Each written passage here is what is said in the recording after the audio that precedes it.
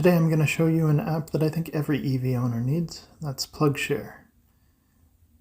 I'm going to show you filters. I've got my Tesla, so I'm going to start off with the filters for the plug types. I don't have a CHAdeMO, so I'm going to turn off CHAdeMO. I also don't really want to see NEMA 1450 or regular wall outlets. Don't want to see home chargers, so we're going to shut that one off. And I think that's all the filters we really need to adjust right now. I'm going to zoom in on Port Hope. Jack Burger Sports we'll start with. So this is a level 2 charger. It's run by the Ivy charging network.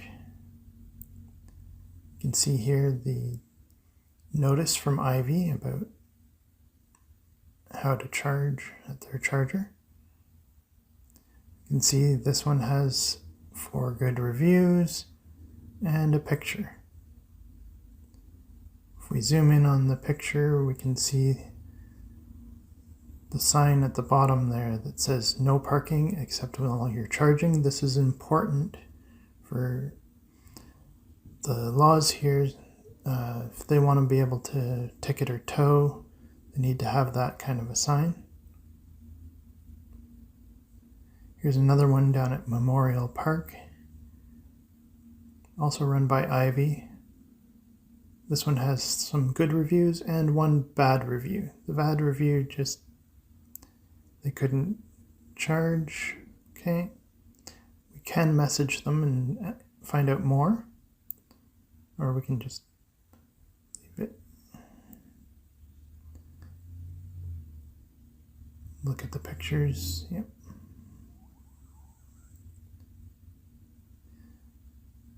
Now here is a fast charger, but it's at a Chevy dealership.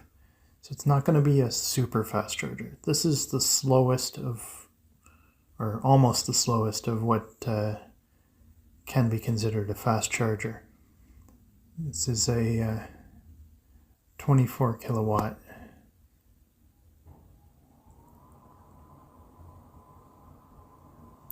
So this guy says they don't have a 50 kilowatt set up yet. The 24 kilowatt, he got 21 kilowatts, which is pretty good. It's almost the full speed of that charger. Definitely not the full speed of the car that was connected to it. This picture shows the level 2 charger. Unfortunately, there's no picture of the level 3 DC charger in that. But if we zoom in over here, we can go to Volkswagen. They also have a 24 kilowatt DC charger.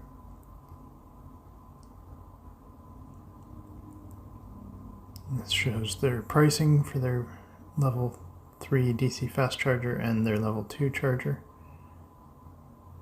You can see, again, like I said, it's a 24 kilowatt, so it's not super fast. It's about as slow as DC chargers come.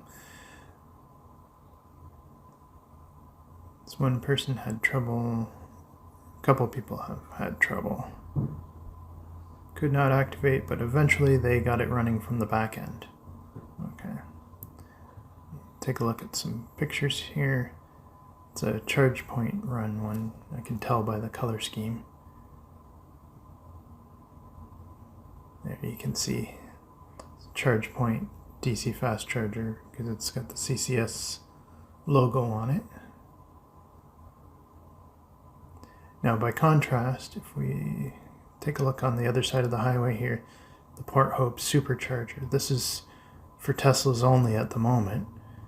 Tesla is talking about opening their superchargers to other vehicles, but you can see here it's 150 kilowatt.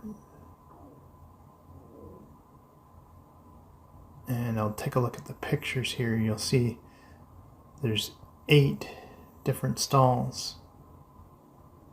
Sometimes they're kind of busy, but there shouldn't be a long lineup because, as you can see, there are 8 of them all in one location. Not one or two like there usually are in the CCS or CHAdeMO. So again, over here, the next town over, the Marks, there's another supercharger for the Teslas with a whole bunch of stalls there too. You can see this is from when they were installing it. Still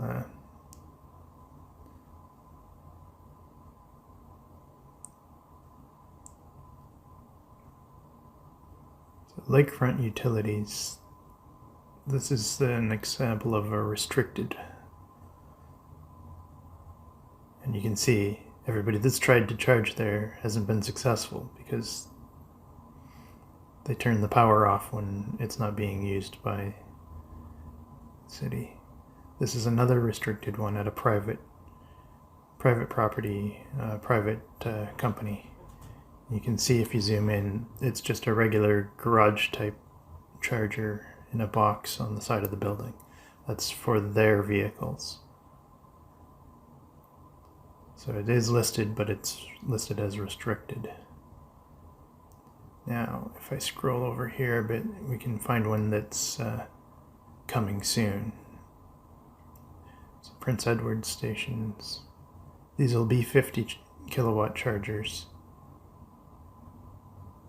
But they're not yet installed, and there's no comments or anything.